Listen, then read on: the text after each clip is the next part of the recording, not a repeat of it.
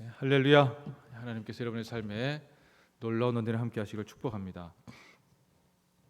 이스라엘이 가나안 땅에 들어갔을 때 가나안 땅에서 하나님의 정치 체제, 실제로는 이제 제사장 나라라고 하는 정치 체제를 잘 일구고 살기를 원하셨고, 그래서 12지파 플러스 1, 그래서 12지파와 레위 지파가 같이 하나님 이름을 드리고 택하신 곳 성소와 성전에서 하나님께 와서 제사를 드리고, 그 제사를 드릴 때 단순히 제사만 드리는 것 차원을 넘어서서 제사와 아울러서, 즉 하나님의 용서와 아울러서 백성들이 12지파가 다 모이는 유월절, 칠칠절, 초막절을 통해서 현안의 문제를 해결하고 하나님 앞에서 먹고 마시면서 자기들의 친목을 도모하는, 그래서 흩어져 있지만 흩어져 있지 않은 공동체를 일구기를 원하셨습니다.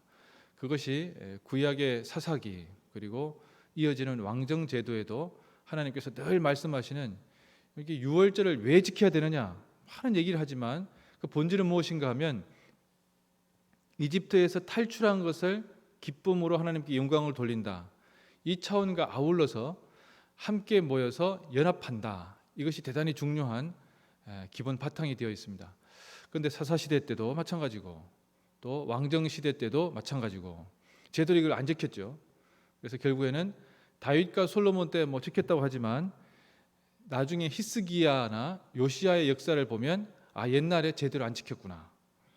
그래서 결국에는 안 지킨 날들을 합쳐서 그것이 바로 70년이 되는 것이죠. 바로 이 하나님께서 주신 체제, 그 체제는 하나님 앞에서, 즉 하나님이 왕이 되시고 백성은 종이 되어서 하나님께 영광 돌리는 체제였습니다.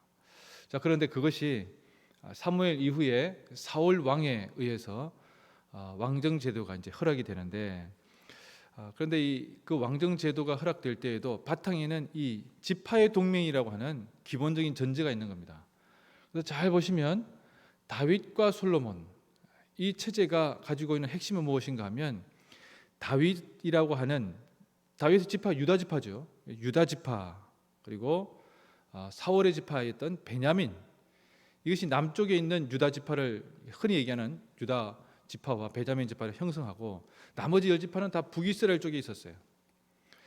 이스라엘 백성들이 처음부터 전체가 다 한 나라가 된 게 아니고 남쪽에서 유다 지파만의 왕으로 추대된 것이 바로 다윗이었습니다. 그래서 어떻게 합니까? 다윗이 헤브론에 자기 도읍을 두고 기다리죠. 기다립니다. 왜 그런가 하면 10지파와 싸울 것이냐 말 것이냐 부분이죠.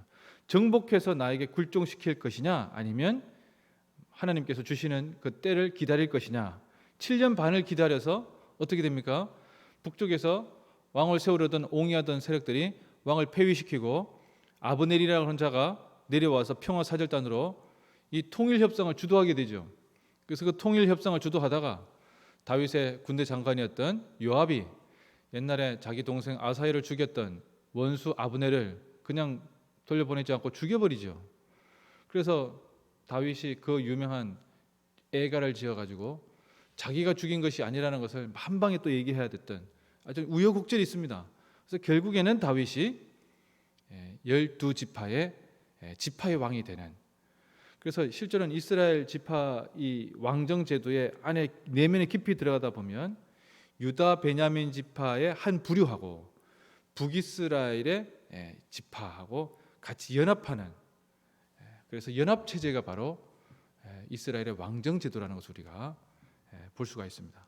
자, 그래서 그런 이해를 가지고 오늘 본문을 볼 때이지만이 왜 이스라엘 북이스라엘 사람들이 르호보암을 불러서 세겜에서 만나냐 이거예요. 원래는 수도가 어디입니까? 예루살렘 아니에요. 그럼 예루살렘으로 다 모여가지고 할 것 같은데 그렇게 안 했다는 겁니다.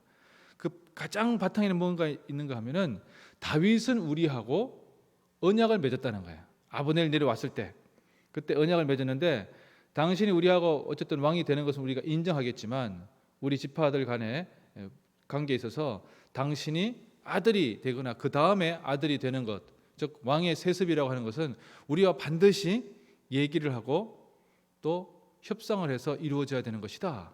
여기에 바탕이 되어 있는 겁니다. 그런데 갑자기 다윗이 솔로몬을 전격적으로 북이스라엘이라고 하는 열지파하고 협상한 게 아니죠. 협의하지 않고 그냥 자기가 솔로몬을 임명을 해버렸어요. 물론 성경에는 이제 여러 가지 이제 뜻이 있지만 역학적인 관계를 보면 그렇게 된 겁니다. 그렇지 않고서는 열왕기상 12장을 이해하기 힘들죠. 자, 그래서 열지파가 솔로몬은 넘어가겠다. 그런데 솔로몬 때 한번 경험을 해보니까 어떻습니까? 솔로몬이 완전히 북이스라엘이라고 하는 이제 뭐 지금 남과 북이 갈라진 건 아니지만 북쪽 열지파가 가지고 있었던 아주 비옥한 땅을 토대로 그들의 경제를 좀 약간 일종의 표현을 그렇습니다만 착취한 것이에요.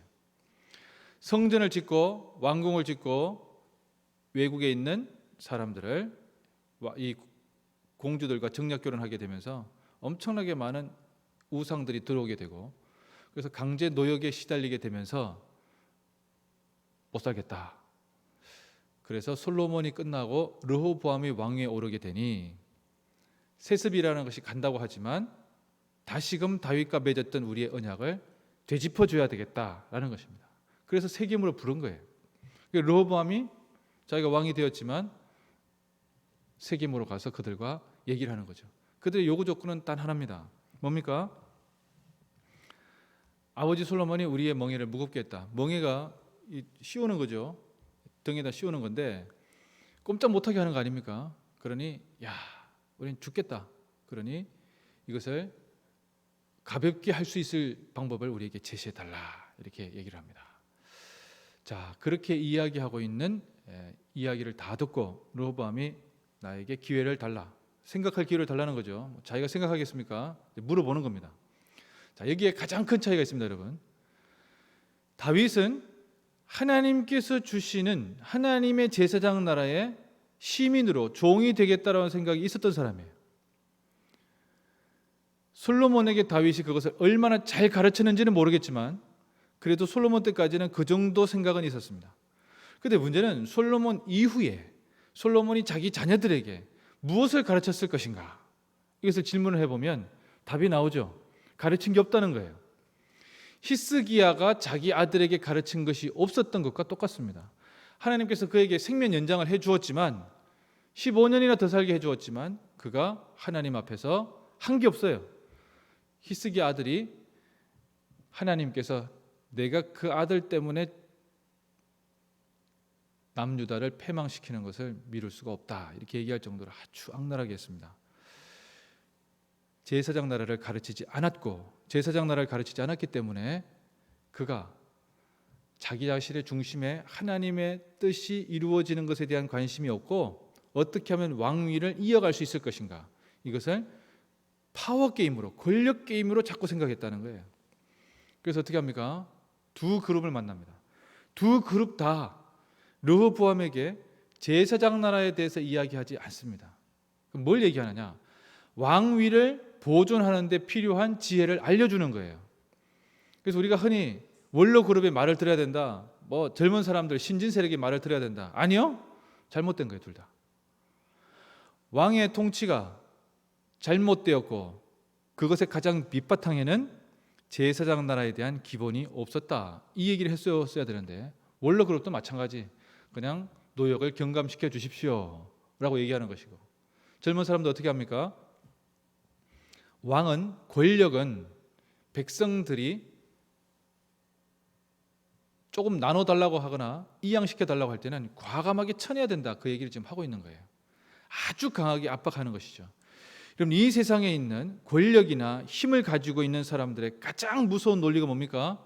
뭐 흔히 얘기하는 이제 마키아벨리즘이라고 그러는데 자기가 가지고 있는 힘으로 상대방을 제압하는 겁니다. 협상을 통해서 뭐 이렇게 서로 이렇게 얘기하자 그거는 동등한 관계일 때나 가능한 것이고 힘이 있으면 망치로 찍어 누르듯 다 때리는 거예요. 그럼 이것이 왕정제도의 본질이라는 겁니다. 오늘 본문은 하나님께서 주시는 귀한 제사장 나라의 아름다운 모습이 다 사라져버리고 가셔져버리고 그냥 자기의 왕위를 어떻게 하면 이어갈 수 있을지에 대해서 고민하고 있는 한 사람의 안타까운 모습을 우리가 보고 있는 것입니다. 그것을 생각하면 참 안타까운 것이죠. 하나님께서 허락하여 주시는 제사장 나라에 정말 놀라운 이상이 있음에도 불구하고 같이 있던 사람들이 또는 자기 아들들에게 자녀들에게 그것을 가르쳐주지 못한 안타까운 모습, 그것이 권력이라고 하는 것을 쥐고 있는 자들의 모습이라는 것입니다. 여러분, 그것이 옛날 수천 년 전의 이야기였습니까? 지금 이 시대에는 이 말이 틀리지 그냥 완전히 적용 안 되는 것인가요? 그럼 자기가 대통령이 된다는 것이 나라를 통치한다는 것에 대한 분명한 생각이 있어야 됩니다. 그 분명한 생각의 가장 바탕에는 나는 종이라는 생각이 있어야 된다는 거예요. 내가 하나님의 종입니다 라고 했던 다윗과 같은 생각을 가지고 있는, 나는 공복입니다, 모든 사람이 쓰는 종에 불과합니다, 이 생각을 가지고 통치할 것인가, 아니면 내가 군림하려고 할 것인가, 내 뜻을 관철시키는 것이 정치행위인가, 그것은 마키아벨리즘이죠. 그냥 이 시대에 살고 있는 사람들의 이야기입니다. 성경은 뭐라고 얘기합니까? 하나님의 뜻을 일구어가는 것이다. 성경은 무엇을 하라고 합니까? 히스기야에게 하나님께서 말씀하신 게 뭐예요? 너는 아시리아가 쳐들어왔을 때 그 아시리아 18만 5천 명을 무서워하지 말아라. 너는 그것에 대해서 무서워할 것이 아니라 제사장 나라를 어떻게 하면 시행할 것인가, 고아와 과부를 어떻게 하면 돌볼 것인가, 가난한 사람들을 어떻게 하면 보듬을 것인가에 대해서 골몰해라 라고 얘기하는 겁니다. 성경은 고아와 과부와 가난한 사람들에 대해서 대단한 관심을 가지고 있습니다. 그 이유는 하나님께서 관심이 있기 때문이에요. 그러면 신앙인들이 이 시대를 향해서 외쳐야 되는 메시지는 다른 게 아닙니다. 광장에 나가가지고 뭘 들고 뭘 휘두르고 성경을 안 읽어서 그런 것이죠. 신앙인의 정치 개입이 잘됐다 잘못되었다는 문제가 아니고, 어떻게 하면 하나님께서 기뻐하시는 뜻을 이룰 수 있을 것인가에 대해서, 어떻게 하면 가난한 사람들, 사회에서 가장 약자에 처해 있는 사람들, 그 사람들을 어떻게 하면 보듬을 수 있을 것인가에 대해서 성경적인 답을 제시할 수 있어야 된다는 겁니다. 그것이 이 시대가 처해 있는 한국교회의 현실이면서 우리가 정말 기도해야 될 대목입니다. 그렇기 때문에 대통령을 위해서 정말 기도해야 됩니다. 여러분, 내가 뽑았다, 내가 뽑지 않았다, 하나도 중요하잖아요. 앞으로 5년은 대통령 한 사람에 의해서 계속 이끌어 갈 것입니다. 정말 지혜를 발휘할 수 있도록 기도하고 간구해야 되며, 그리고 제사장 나라의 귀한 뜻이 우리 한국 사회 가운데서, 아니 전 세계 가운데에서 잘 일궈 나갈 수 있도록 우리가 간구하고 또 기도해야 될 줄로 믿습니다. 그렇게 하도록 합시다. 기도하겠습니다. 아버지 하나님, 사람이 스스로 노력해서 무엇인가 이루는 것 같지만 그 모든 것 하나님의 이끄심이 아니고서는 불가능합니다. 하나님께서 택하신 위정자는 백성의 마음과 또 백성의 소리를 듣는 자이어야 하는데, 그렇지 못하는 안타까운 모습을, 르호보암의 모습을 보면서 보게 됩니다. 아버지 하나님, 그가 백성의 말을 듣지 아니하고 자기 자신의 소욕대로 움직였을 때 나라는 분열되고 남과 북으로 갈라지는 안타까운 모습을 초래하게 되었습니다.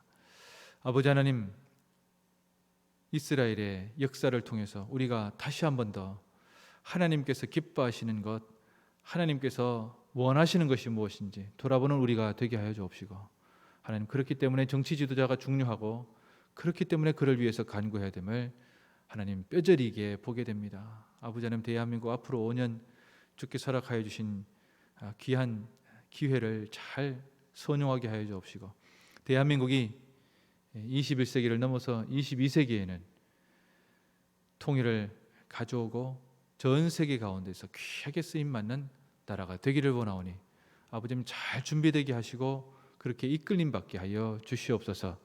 하나님, 우리의 가정을 주께서 붙들어 주셔서 주의 나라와 그 영광 가운데 쓰임 받게 하여 주시되, 우리 자녀들에게 이 귀한 하나님의 뜻을 잘 가르치게 하여 주시고, 하나님께서 기뻐하시는 것이 무엇인지 알게 하여 주셔서, 하나님, 우리 자녀들이 하나님께서 기뻐하시는 하나님 나라의 꿈을 가지고 이 세상 가운데서 살아가고 전 세계 가운데서 땅끝까지 이르러서 복음의 증인이 되는 아름다운 삶을 살게 하여 주시옵소서. 각자의 직업과 각자의 자리에서 하나님께서 주신 사명 속에 살게 하여 주시고, 일신의 유익과 안녕을 위해서 살아가는 안타까운 인생이 아니라 하나님의 나라와 그 영광 위에서 살아가는 복음의 전령으로 살아갈 수 있도록 아버지 하나님 복 내려주시고 그렇게 기회를 허락하여 주시옵소서. 하나님, 우리 충령 교회를 사랑하여 주심을 감사합니다. 우리 사랑의 공동체가 되게 하여 주시되 나보다 남을 더 낮게 여기고 서로가 서로에게 복종하고 쳐서 복종하고 겸손하여 주님께 영광 돌리는 귀한 공동체가 되게 하여 주시옵소서. 하나님, 충령부대 믿음의 지휘관을 중심으로 하나 되는 부대가 되게 하여 주옵시고 위기와 전시에 쓰임받는 부대가 되게 하여 주옵시며 평시에도 많은 일을 감당하고 있는 우리 충령부대 하나님께서 허락하여 주신 귀한 시간 속에 잘 존속되게 하여 주시며 훈련 중에 있습니다. 훈련이 성과 있게 진행되게 하여 주옵시고 대한민국의 위기와 또 전시 가운데에서 북의 세력들의 침략에 맞서 싸워 이기게 하여 주시고 통일을 이루게 하여 주시되 대한민국이 전 세계 가운데서 쓰임받는 좋은 계기를 허락할 수 있도록 잘 준비되고 구비되고 또 훈련받게 하여 주옵소서. 하나님, 지금도 GP에서 GOP에서 해안에서 내륙에서 공중에서 바다 위에서 바다 속에서 해외에서 대한민국을 지키고 수호하는 우리 장병들을 주께서 붙들어 주셔서 주만 바라보고 의지하게 하여 주옵시고 통일과 미래를 준비하는 소망이 있는 세대가 우리 군 가운데서 일어나게 하여 주시옵소서. 아버지 하나님, 병중에 있는 성도들을 위해서 기도하고 간구합니다. 우리 사랑하는 성도님들 한 사람 한 사람마다 주께서 보듬어 주시고 잡아주셔서 그 10년 가운데 새로운 힘이 솟게 하여 주시고 하나님께서 낫게 하여 주심을 믿고 의지하되 하나님의 나라와 그 영광 위에서 쓰임받게 하여 주시고 그렇게 하도록 하나님께서 건강한 육신을 허락하여 주옵소서. 아버지 하나님을 믿고 의지할 때마다 주의 놀라운 은혜와 사랑이 부어지게 하여 주옵소서. 나사렛 예수 그리스도의 이름으로 명하노니 이 더러운 병마야 물러가라, 병마야 물러가라, 병마야 물러가라. 주를 바라보게 하여 주시옵소서. 주님께 영광 돌리는 삶을 살게 하여 주시옵소서. 오늘 하루도 주님만 바라보기 원합니다. 예수님 이름으로 기도드립니다. 아멘.